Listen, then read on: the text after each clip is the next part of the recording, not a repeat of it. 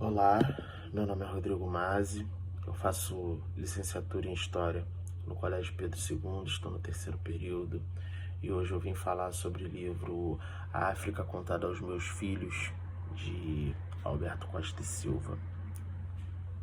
O livro foi, o livro foi publicado em 2008 por Alberto Costa e Silva, que foi um paulista, poeta, diplomata, historiador, membro da Academia Brasileira de Letras, orador do Instituto Biográfico de Geografia, entre outros.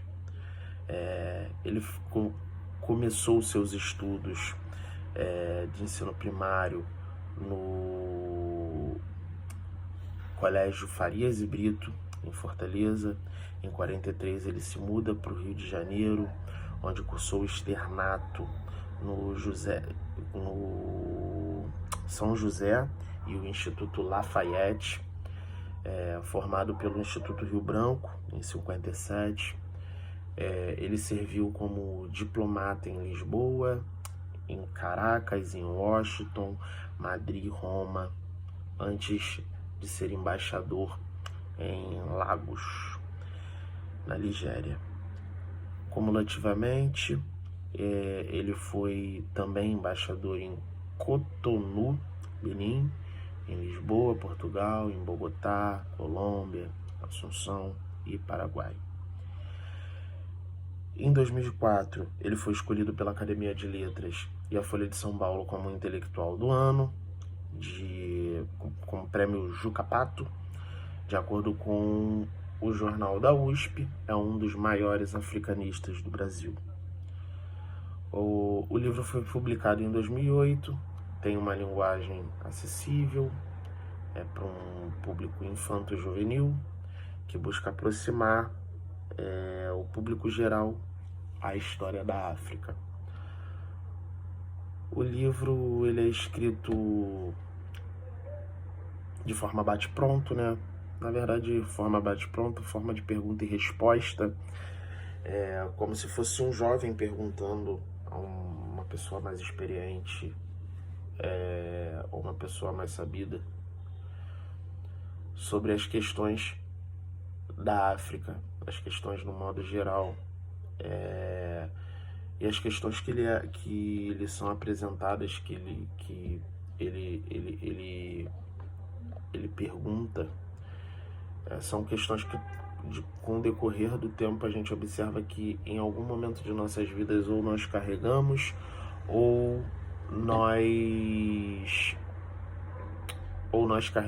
nós ainda temos elas conosco. Ao invés dele apresentar uma visão única da África, que, convenhamos, é uma visão que ajuda a entubar a ideia de que a África é um país, ele explica que existem várias Áfricas dentro da África, com várias religiões, culturas, povos, e cada um deles com a sua trajetória. O livro ele é publicado em um momento crucial para a didática no nosso país. O livro é publicado em 2008 e em 5 anos antes nós temos a nossa LDB promulgada, a Lei 10.639 de 2003, que torna obrigatório o ensino da história da África e da história afro-brasileira nas histórias. Com isso, nós podemos tangenciar outro tema atual, que é o tema do discurso ideológico, e conseguir diferenciar o que é discurso ideológico do que é lei promulgada e o que é conteúdo programático da própria escola para com os professores brasileiros, que atualmente é muito disseminado a ideia de discurso ideológico dentro das salas de aula, porém não se diferencia o que é conteúdo programático e nem o que é lei já promulgada e já feita. Por exemplo, é de interesse do Estado que nós tenhamos o ensino da história da África e afro-brasileira nas escolas. Porém, como isso teria sido feito caso não tivesse sido publicado também como uma ajuda, né, o livro, óbvio, mas como isso teria sido feito caso não houvesse uma publicação de um livro tão importante quanto a África é explicada aos meus filhos? É de interesse mútuo, então também é algo a se pensar e se problematizar. O livro ele é organizado em capítulos curtos, que torna a leitura um pouco mais leve, a leitura ele é didática, ele não segue uma ordem temporal, uma ordem cronológica. O que ele faz é abordar diferentes temas que ajudam no entendimento da complexidade que é a África, que é o continente, né? O autor destaca que a África é composta por milhares de países, milhares de grupos étnicos e mais de 2.000 idiomas, exatamente confrontando a ideia de cultura única da África. Ele aborda desde a diversidade linguística até a diversidade cultural, de como eles se vestiam, como cozinhavam, como celebravam festas, a própria diversidade religiosa, a diversidade geográfica. Ele destaca que os estereótipos montados sobre a África são estereótipos montados porque a cultura africana, a história africana, ela foi contada de forma eurocentrada, de forma de pessoas que não eram africanas. E ele diz que para você conhecer a África de fato, que para você contar a história da África, você precisa de fato conhecer a África, e assim você dar a devida importância da África para a história do mundo, para a contribuição da África com a história do mundo. Já na Organização Social e Política da África, o autor ele diz que a organização social e política da África ela varia de local para local, de região para região, entre os povos. Ele diz que não existia um único modelo de governo, e sim vários modelos de governo, e faz questão de ressaltar e explicar que já existia organização política e social na África muito antes da chegada dos europeus. Na organização social, as famílias, clãs, linhagem desempenhavam um papel importante para a vida das pessoas. Os mais velhos tinham muito respeito, pois costumavam... era entendido que eles tinham muito conhecimento. As decisões eram tomadas de forma coletiva, por meio de conselhos, reuniões, anciões, comunidades, anciões da comunidade, e a solidariedade, o parentesco, a cooperação eram valores que eram fundamentais nas sociedades africanas. Já na forma política já existiam as pessoas que eram autoridades políticas na África. Porém, havia diferentes formas de governo. Alguns povos viviam em pequenas comunidades que eram lideradas por chefes escolhidos por tradição ou pelo conhecimento da comunidade. Outros formavam grandes reinos e impérios com reis, administradores, exércitos, sistemas de cobrança de tributos, e esses estados mantinham relações comerciais, faziam alianças e em alguns casos tinham conflitos até com outros povos. O autor ele ressalta que esse sistema político eram organizados e eficientes,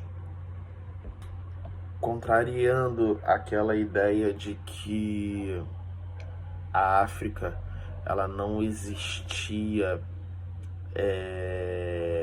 estrutura de governo antes da chegada dos europeus, contrariando a ideia equívoca de que a África não tinha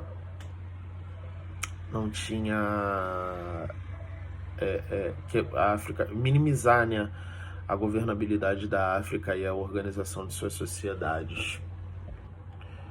Já no desenvolvimento social e político, o autor destaca os avanços tecnológicos que a África, bem antes da chegada dos europeus, já havia tido, como os avanços na agricultura, metalurgia, agricultura, navegação, arquitetura e comércio, que permitia a fabricação de ferramentas, armas, favorecendo o crescimento da agricultura, do artesanato e das atividades econômicas. No aspecto econômico, ele faz questão também de ressaltar que os povos africanos eles já tinham o costume de ter relações econômicas entre eles mesmos e com outros povos. Eles mantinham relações econômicas com os próprios europeus, com asiáticos, tornando a riqueza.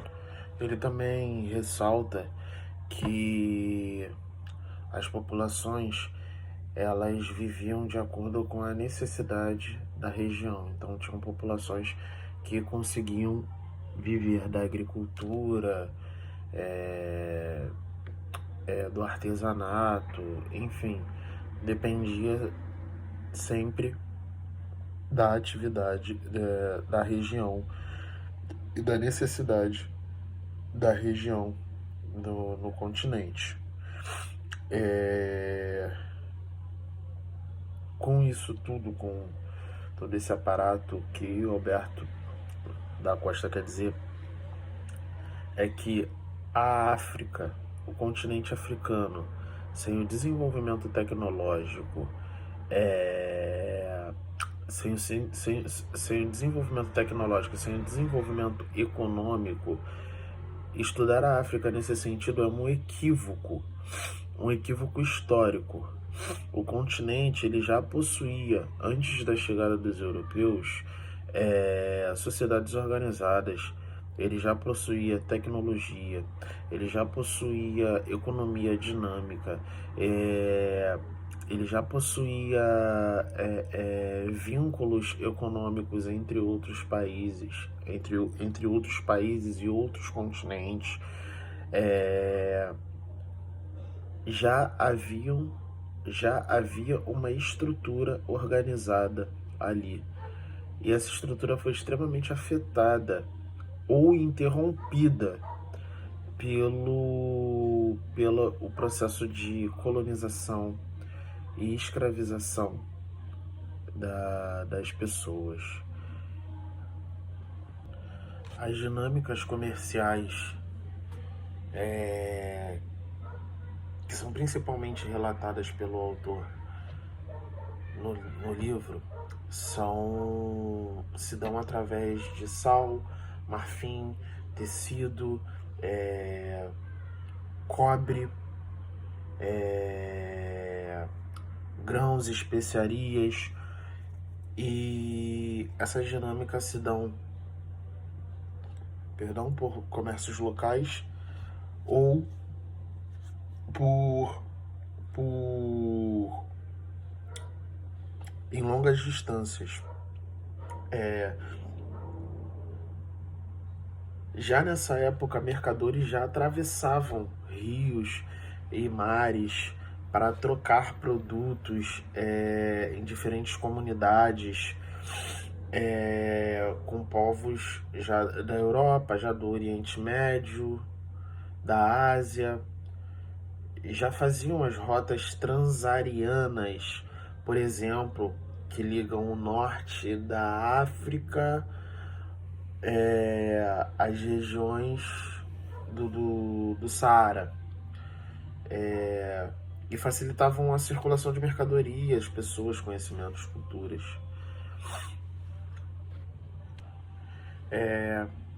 Algo que o livro também tenta desmistificar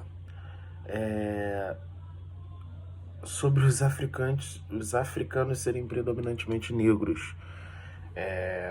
E no livro ele deixa bem claro e específico através de um dos capítulos, que a pergunta é feita se os africanos do norte são diferentes dos africanos do sul. E a resposta é sucinta, clara e objetiva. Os africanos que vivem no norte são brancos, em sua predominância, eles são brancos. E os que vivem no sul são predominantemente negros. Nada mais, nada menos do que mais um dos estigmas, mais um dos estereótipos que são postos sobre o continente africano. Voltando para a organização comercial da África, o livro ele também ressalta que alguns locais se tornaram centros comerciais de redistribuição de comércios, centros políticos quase. Vou ler aqui o livro, as cidades centros políticos se tornam grandes locais de encontro entre diferentes culturas e religiões. Quando ele destaca isso, o que ele quer dizer é que ali não circulavam apenas comércios. Nesses centros circulavam ideias, circulavam técnicas, circulavam conhecimentos, circulavam tradições, e os conhecimentos eram passados ali, trocados, não só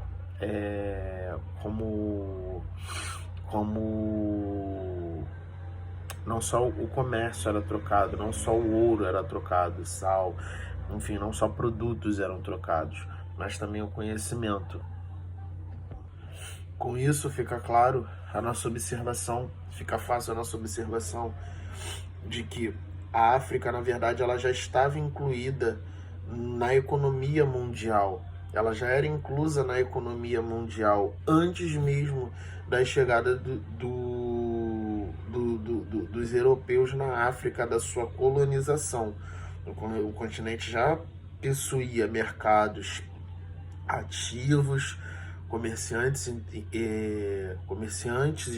experientes, autoridades políticas e sistemas de alta complexidade dentro de suas regiões.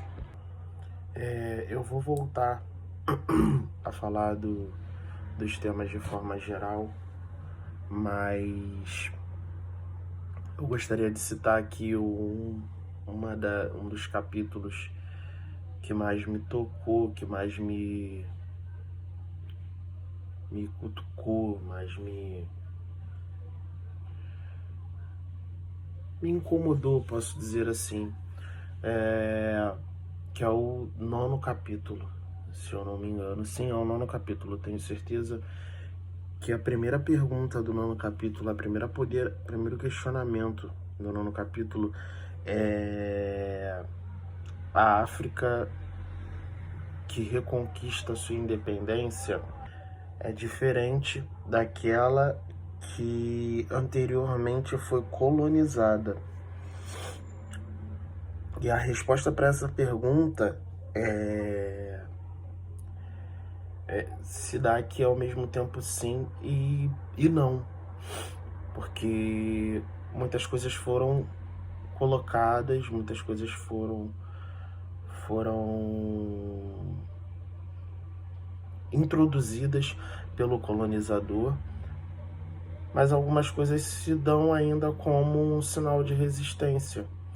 E para mim, o que, dentre tudo que ali é citado, como a de vestimenta, as ruas, o formato das casas, a mobília das casas, o que mais me toca, o que mais me pega nesse contexto é a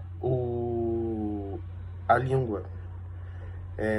Ele diz na passagem que a linguagem, eu não vou procurar aqui porque eu vou demorar a achar, mas ele diz na passagem mais ou menos que a linguagem é uma linguagem que a linguagem do colonizador se torna a linguagem oficial e a linguagem tradicional, a linguagem do africano, ela se torna algo... ela se torna um estigma de resistência ainda. Não tem como eu ler isso e eu não conseguir analisar que o quão você precisa ser invasivo para você mudar, para você conseguir incorporar até a sua linguagem. Basicamente, você incorporou a alma ao ser de outro. Você tirou basicamente tudo, você conseguiu colocar todo ou praticamente todo o seu modo de viver, o seu modo de pensar, a sua forma de agir no outro ser. E é algo muito... ao mesmo tempo que é subjetivo, ele é alarmante. No mesmo capítulo, nós temos a pergunta o que é apartheid. Nessa pergunta, ele mostra que apartheid é a separação de brancos e negros naquela época. Só que ele é bem sucinto, porque a mim me recordo que das primeiras vezes em que eu ouvi a palavra apartheid, na verdade, quando eu fiz o ensino médio ainda não era obrigatório, então o apartheid ele foi bem pincelado na minha época de escola, e anos depois que eu fui procurar saber, e eu me lembro que era exatamente assim que era colocado. O apartheid era a separação de pretos e brancos.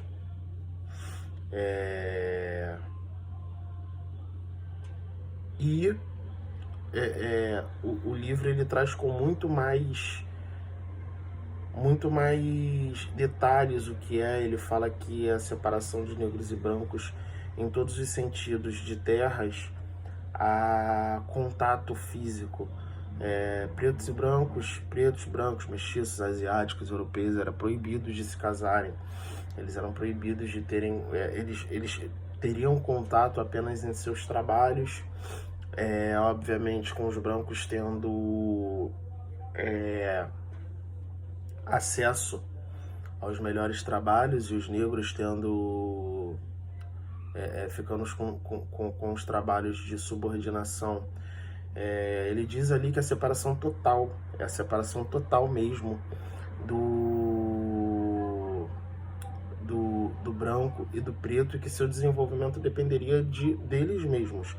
Que seu desenvolvimento dependeria deles mesmos. E aí me recordou essa parte, principalmente ainda falando da nona conversa, do nono capítulo, me recordou um corte que existe na internet, no qual é um jogador de futebol muito famoso, na verdade campeão mundial também, época de Copa do Mundo, que é o Amaral.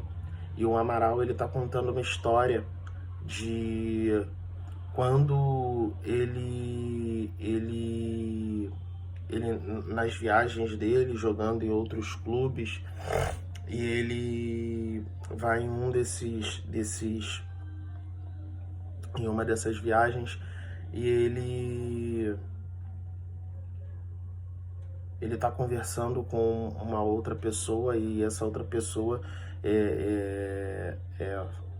no momento ele tá com fome. Essa outra pessoa, em algum momento da conversa, toca no termo apartheid, e ele acha que é algo de comer e pede para que a pessoa faça o pedido daquele tipo de comida para ele.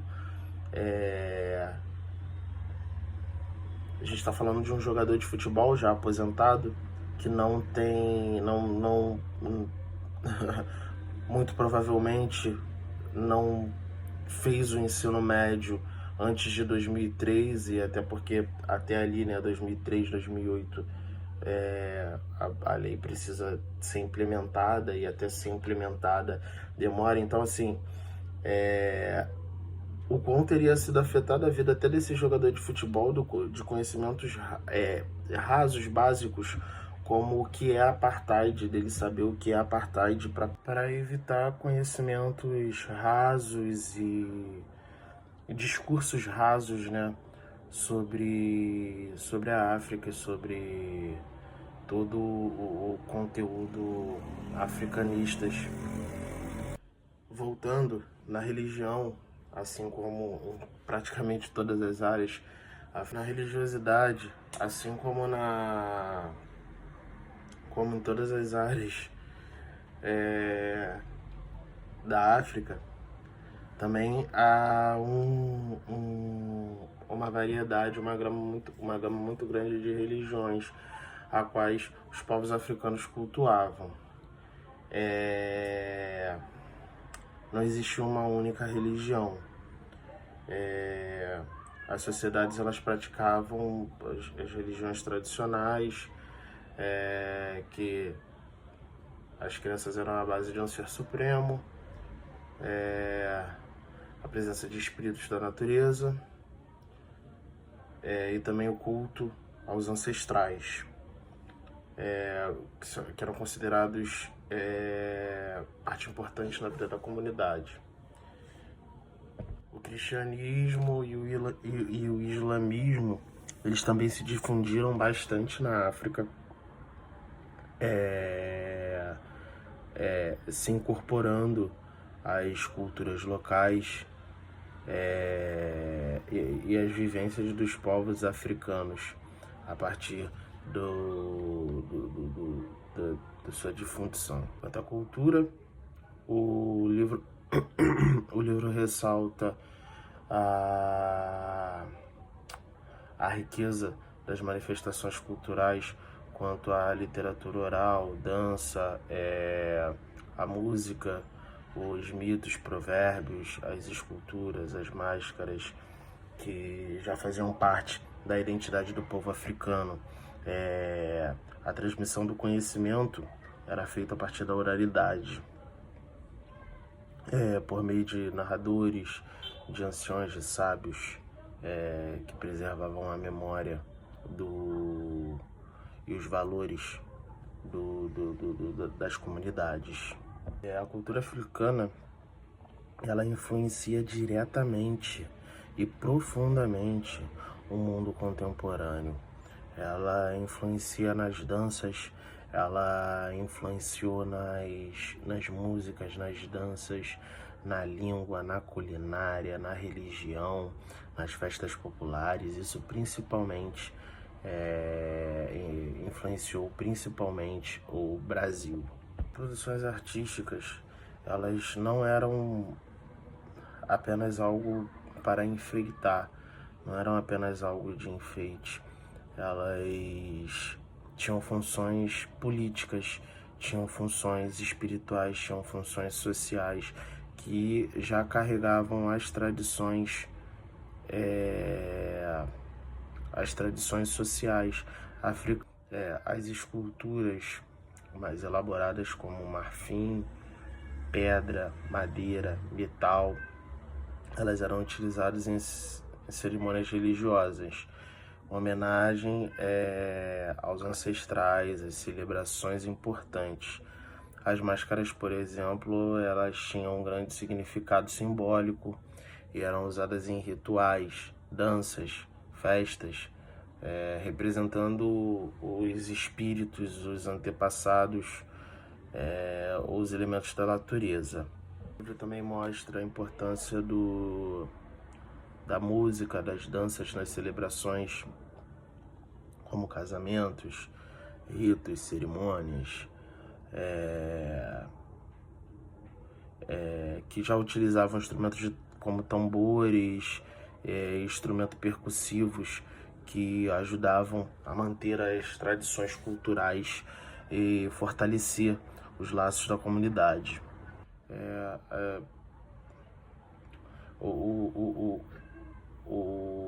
A oralidade também é algo que se destaca muito no livro.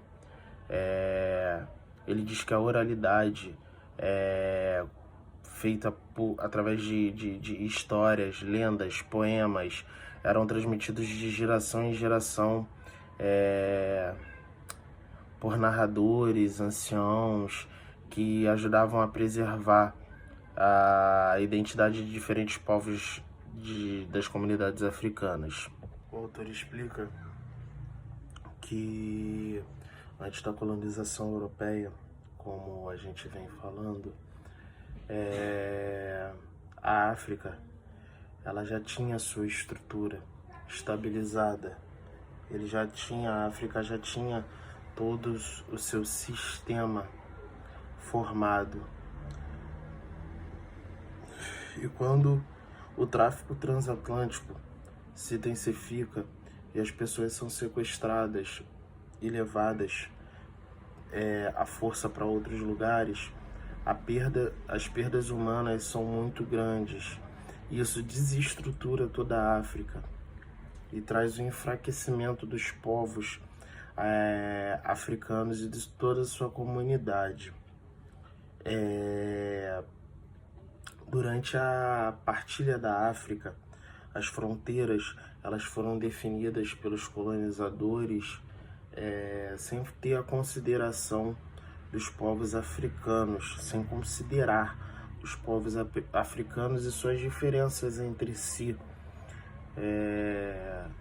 que também podemos analisar que é incrível como lá atrás, lá no século XIX, nós temos a partilha da África e os colonizadores não consideram as diferenças entre si dos africanos, e hoje em dia nós temos que manter-nos falando nisso para que as pessoas entendam que os africanos são diferentes.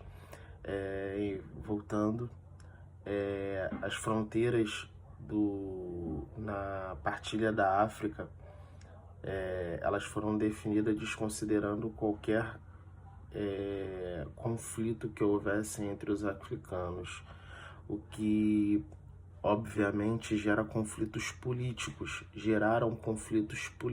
entre eles, conflitos sociais,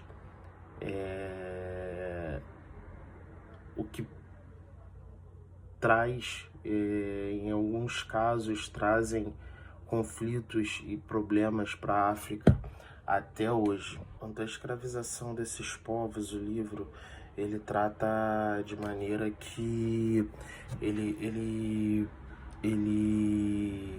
fala das riquezas naturais dos povos africanos e do benefício que esses povos levaram às metrópoles europeias, Além da exploração econômica, né, houve também tentativas de incorporação dos seus costumes, dos costumes do colonizador, da língua, como aqui falamos,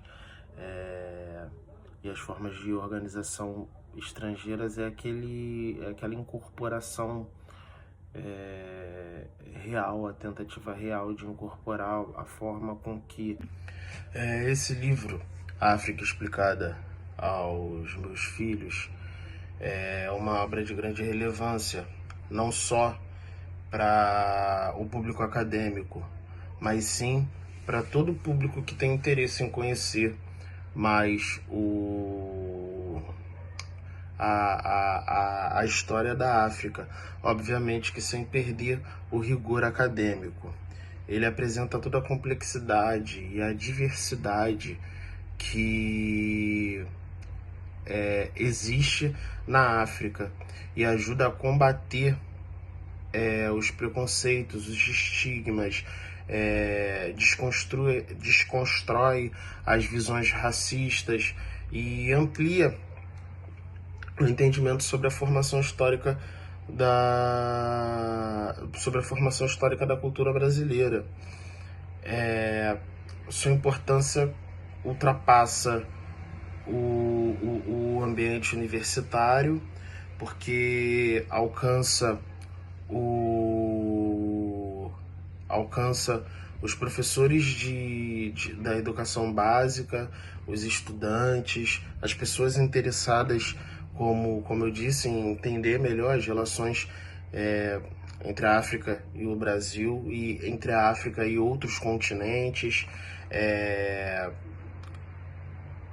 E para um país que é profundamente marcado pela cultura africana, como o nosso entender essa cultura é um passo relevante para promover a educação inclusiva, para valorizar a diversidade cultural, para fortalecer a diferença entre as heranças que compõem a sociedade.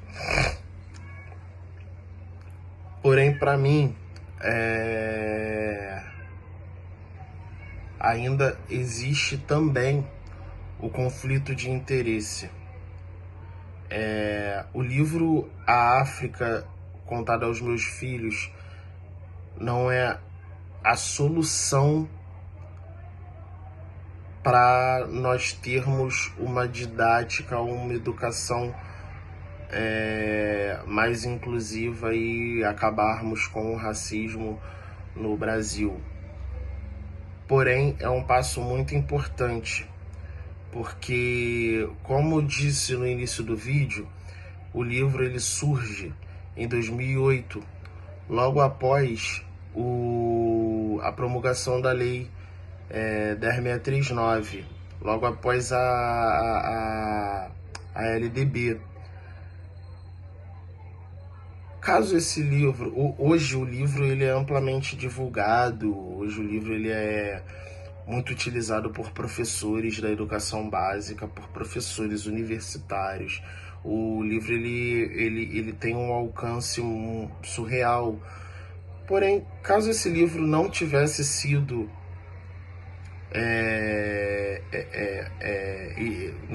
publicado,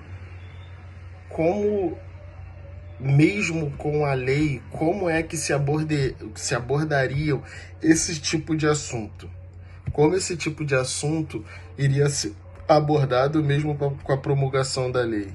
Será que os colégios iriam dar um jeito, as escolas iriam dar um jeito apenas de pincelar,